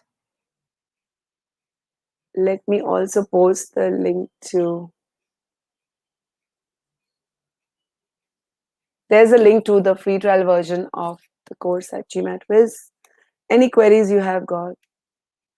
So Sudeep is asking, you get confused in case of evaluate questions. So Sudeep, the first thing that you need to understand is when you're evaluating a question, what are you really doing? It's like somebody is advising you. Okay, let's say your friend advises you that Sudeep, you should invest in the shares of so and so company. All right. Now, before you take up this advice, you would need more information, right? So, evaluate questions are simply designed around this. What more information would you need to take up that advice, to believe in that advice? Okay. Suppose you get data about the performance of that company. If you get good feedback, then you are likely to take up that advice. If you get some bad feedback, some bad data, you are not likely to take up that advice. So you have to understand what you have to do in an evaluate question. First step is that. Okay. So treat the conclusion as a sentence that you have to believe in or not believe in. What will make you believe? What will not make you believe? All right. So this platform is really too short to give you a detailed understanding of evaluate questions. You can again try our free trial version to get more understanding about it. Yes, guys, any other questions? Any other queries? Thank you so much for your feedback. I don't see any other queries. Okay, I'll just give you another minute in case you're typing anything, and then we're going to set off. So I hope you will put to use whatever you have learned in this session. Okay. Thank you very much. A very good day to you if you're starting your day, and a very good night to all of you if it is your night now. Bon appetit. Have a good dinner. Bye bye.